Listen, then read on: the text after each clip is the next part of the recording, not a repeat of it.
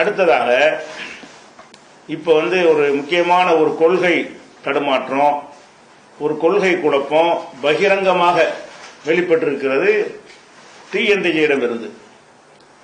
நிறைய கொள்கை குழப்பம் அப்பப்போ ஒருத்தரா சொல்லுவாங்க. ஒட்டுமொத்தமாக சேர்ந்து ஒரு கொள்கை குழப்பத்தை ஊரறிய உலகறிய செஞ்சது இப்பதான் அதை செஞ்சிருக்கிறார்கள். என்ன செய்யறாங்கன்னு கேட்டா, சுப்ஹான மௌலுதுல இணை கற்பிக்கும் வரிகள் உண்டா, இந்த தலைப்புல விவாதத்துக்கு ஒருத்தர் அழைக்கிறார் என்று சொன்னால், இணை கற்பித்தல் இருக்குது என்பது ஒரு சாதாரண ஒவ்வொருவரும் அறிந்து வைத்திருக்கிறோம். அதுல ஒரு 5 விஷயத்தை 2 விஷயத்தை நீங்க நிலைநாட்டினா கூட அது ஓதக்கூடாது வந்துடும். அவ்வளவு நீங்க சிறுக்கான விஷயத்தை நீங்க நிரூபிக்க முடியாவிட்டால் கூட 2-3 விஷயங்கள் சிறுக்கு இருக்கு என்பதை நீங்க நிரூபித்தால் கூட அது உறுதியான முறையில் அந்த சிறுக்கை நிலைநாட்டிட முடியும். அந்த கொள்கையில தான் நம்ம இருந்தோம், அதுதான் நம்ம நிலைப்பாடாகவும் இருந்தது.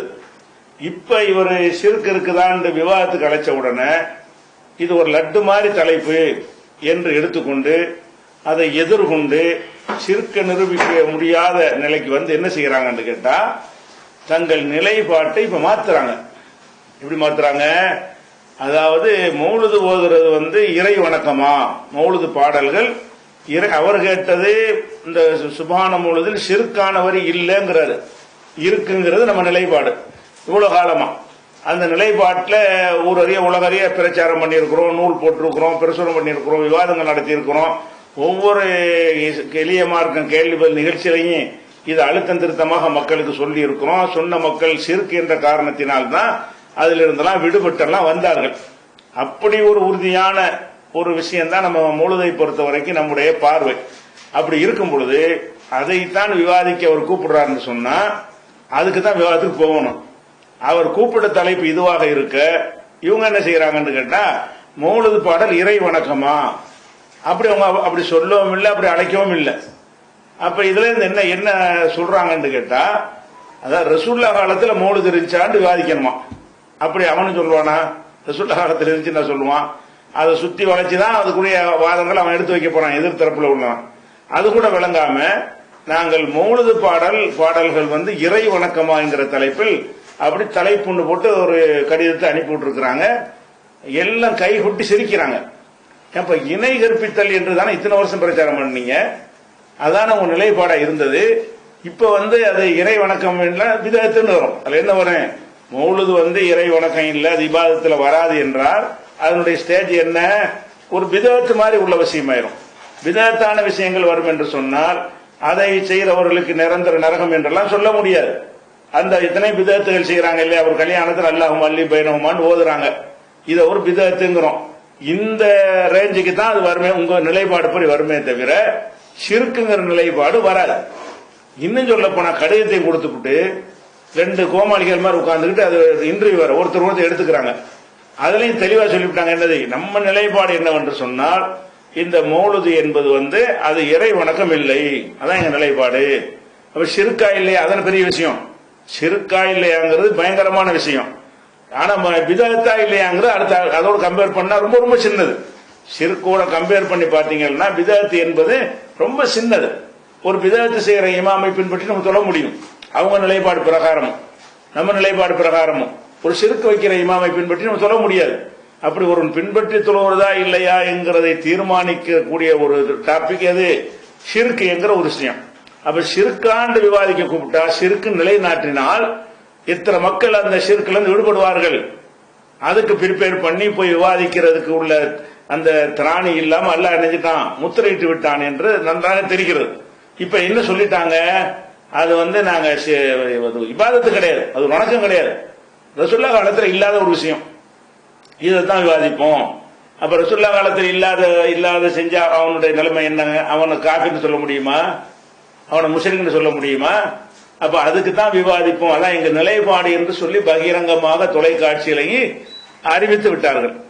அப்ப இப்ப என்ன வருதுன்னு கேட்டா, அப்ப ஷிர்க் என்பது இல்ல, வாபஸ் வாங்கிட்டாங்கன்னு அர்த்தம். அதன் அர்த்தம் ஷிர்க்கை பத்தி விவாதிக்க கூப்பிடுறான். ஷிர்க்கை பத்தி விவாதிக்க கூப்பிடும் போது ஷிர்க் இல்ல என்று விவாதிக்க தயாரா இல்ல, ஷிர்க் தான் விவாதிக்க தயாரா இல்ல.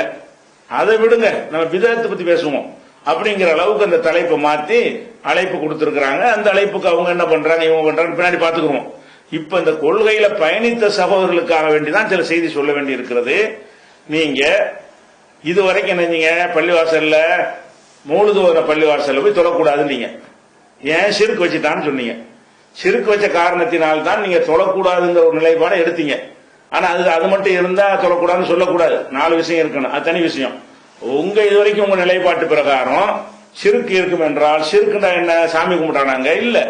ஷிர்க்குண்டா எதை வச்சு நீங்க ஷிர்க்கு, நீங்க இவ்வளவு காலமா அவன் பள்ளிவாசல் உட்கார்ந்துகிட்டு மௌலிது ஓதுறான், மௌலிது ஷிர்க்கு, அந்த ஷிர்க் ஓதுற பள்ளியில் சொல்லக்கூடாது என்று சொல்லி தானே இவ்வளவு காலம் சொல்லிட்டு இருந்தீங்க.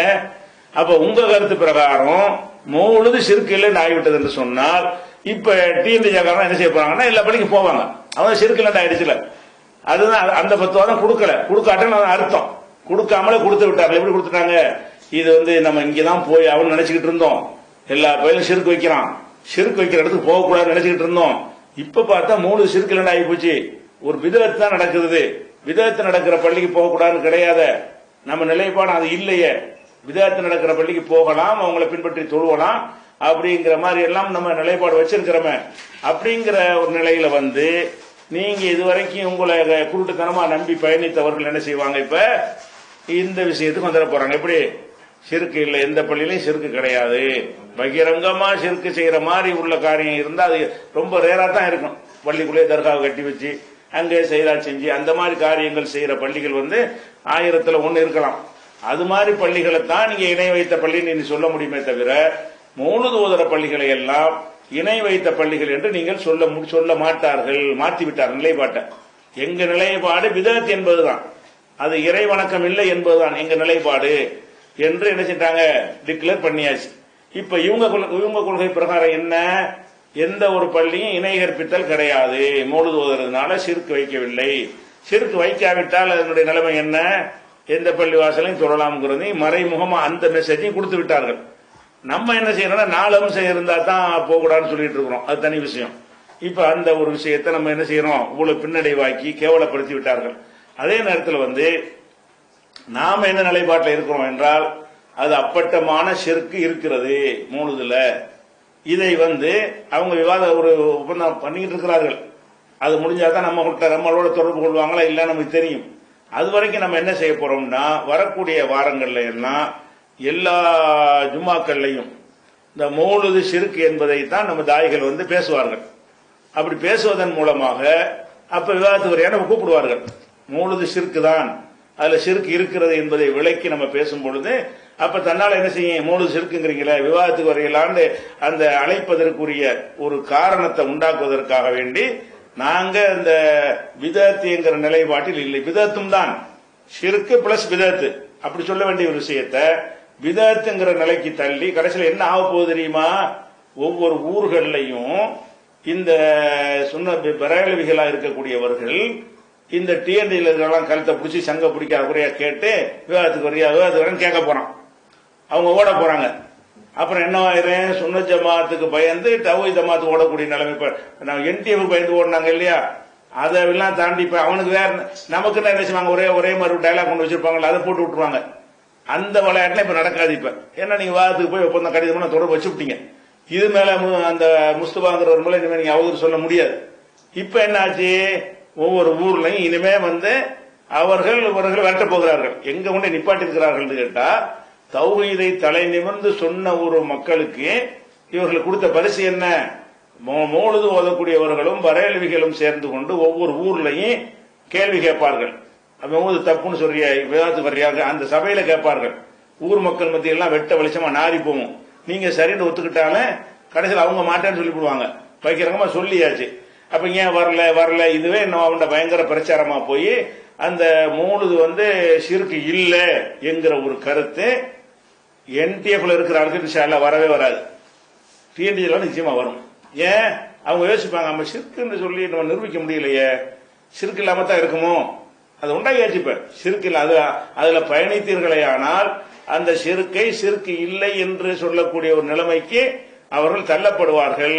நாம அதிலிருந்து விலகி வந்த சகோதரர்கள் எல்லாம் அந்த நிலைப்பாட்டில் எந்த மாற்றம் இல்லாமல் அதில் ஷிர்கான வரிகள் உள்ளன என்பதுல மாற்று கருத்து இல்லாமல் நாம பயணித்துக் கொண்டிருக்கிறோம்.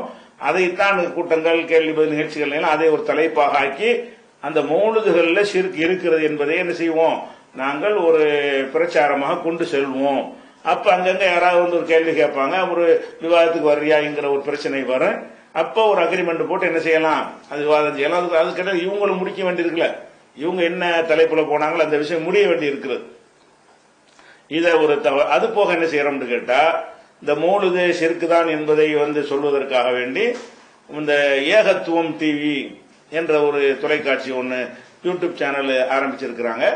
அந்த சேனல்ல வந்து நம்ம அபு சுஹைல் அப்துல் நாசர் பாக்கவி அவர்கள் அந்த மௌலுது ஷிர்க் இணை கற்பித்தல் எப்படி, அதில் உள்ள தவறுகள் என்ன என்பதெல்லாம் விளக்கி அந்த பதிவுகளும் போட்டிருக்கிறாங்க நேற்றிலிருந்து. அதுவும் பரவி கொண்டிருக்கிறோம். இன்னும் மௌலுதுக்கு எதிராக அதிகமாக களமாடுவோம். மௌலுதுக்கு எதிராக நம்ம அதிக அளவில் இன்ஷா அல்லாஹ், என்ன ஷிர்கா இல்லையாண்டு அது களமாட தேவையில்லாத அளவுக்கு அதை வந்து சாவடி அடிச்சு மை தாங்கி போட்டிருந்தோம். இப்ப என்ன செஞ்சிட்டாங்கன்னா மையத்துக்கு உயிரை கொடுத்து எழுப்பி விட்டாங்க. எழுப்பி விட்ட பிறகு அதை ஷிர்கா தௌஹீதா அப்படிங்கிற ஒரு நிலையில இருந்துட்டு போய் இப்ப என்ன ஆச்சு, அவங்க கை ஓங்கி இவங்க கை தாழ்ந்து போய் கேவலப்படுற ஒரு நிலையில் இருக்கிறது. அதுல அவங்களுடைய பதில், அவங்க எடுத்து வைக்கிற வாதம் ஒவ்வொன்றும் கேலிக்குரியதாக, அவர்கள் கிண்டல் செய்யக்கூடிய வகையிலையும் அந்த கிண்டல் சரியாத்தான் இருக்குது என்று மக்கள் கருதக்கூடிய வகையிலையும் ஒரு இழிவை நோக்கி போய்விட்டார்கள். மார்க்க அறிவு இல்லாதவர்களாக அல்லாஹ் நினைச்சிட்டு ஆகிட்டான். மார்க்க அறிவை கொண்டுதான் தௌஹீதே வளர்ந்தது. மார்க்கத்துல சரியா சொல்லுவாங்க, ஆய்வு செய்வாங்க, உளர மாட்டாங்க. தாங்கள் சொல்வது தவறு என்றால் பகிரங்கம் ஒத்துக்கொள்வார்கள். சரியானது இருக்கும் என்று சொன்னால் யாரை எதிர்த்தும் என்ன செய்வாங்க, களம் காண்பார்கள், நிரூபிப்பார்கள், ஆதாரங்கள் அள்ளி போடுவார்கள். இந்த மாதிரி பேர் எடுத்த ஒரு அமைப்பு என்ன செஞ்சு அல்ல, அவங்களுக்கு வந்து அந்த காசு பணம் மர்க்கஸ் தான் மிச்சமா இருந்துச்சே தவிர எது இல்ல, கொள்கை எல்லாம் உருவிட்டான். கொள்கை உருவிட்டான். அந்த பேர்ல எழுதுனால அதெல்லாம் இருந்துகிட்டு இருக்கிறது. கொள்கை இருக்குதா, இல்மு இருக்குதா, ஞானம் இருக்குதா, அறிவு இருக்கான்னு கேட்டா ஒவ்வொரு சாதாரண ஒருத்தனை கிண்டல் பண்ற அளவுக்கு அவங்களுடைய கேள்வி பதில் நிகழ்ச்சியும் அவங்களுடைய உளறலையும் நீங்க பார்க்கிறீர்கள். அந்த மாதிரி எல்லாம் ஆக்கிட்டான். அதனால வந்து நீங்கள் பயணிக்கிறவங்க நல்லா யோசிச்சு சிந்திச்சு, இப்பதான் உங்களுக்கு வந்து சரியான ஒரு பாதை உங்களுக்கு தென்படுகிறது. இதுல பயணித்தோமையானால் நம்மை மௌலுது ஓதக்கூடிய கூட்டமாக இவர்கள் ஆக்கி விடுவார்கள். சிறுக்கில்லன்னு சொன்னா அதை இனிமே சிறுக்கு நீ பேச முடியாதுல. எந்த ஊர்லயும் போய் சிறுக்கு தான் விவாதம் பண்ண வரமாட்டேன்னு கேட்போம். அப்ப சிறுக்கு நீங்க பேச மாட்டீங்க. அது சின்ன ஒரு குற்றம் மாதிரி பேசினா என்ன செய்வீங்க, அப்படி பேசுவீங்க. பேச பேச என்ன ஆயிரும் கேட்டா, சின்ன அள்ளி போய் நம்ம கல்யாணம் பண்ணா சிறுக்காகும், அது மாதிரி ஓதிட்டு போறோம் அப்படின்னு சொல்லி ஓதக்கூடியவர்கள் ஆகிவிடுவார்கள். அதனால வந்து இது டேஞ்சரா இருக்கிறதுனால நீங்க சிந்தித்து பார்த்து இதுல நம்ம பயணிப்பது ரொம்ப ஆபத்து. மறுமை வாழ்க்கையை முற்றிலும் பாழாக்கி ஷிர்க் வைக்கிற காரியத்தை உங்களை கொண்டு செய்ய வைத்து நிரந்தர நரகத்துக்குரியவர்களாக உங்களை மாற்றிவிடும் என்ற ஒரு எச்சரிக்கை என்ன செய்யறோம், இதுல வந்து நம்ம தெரிவித்துக் கொள்கிறோம். இது ஒரு விஷயம்.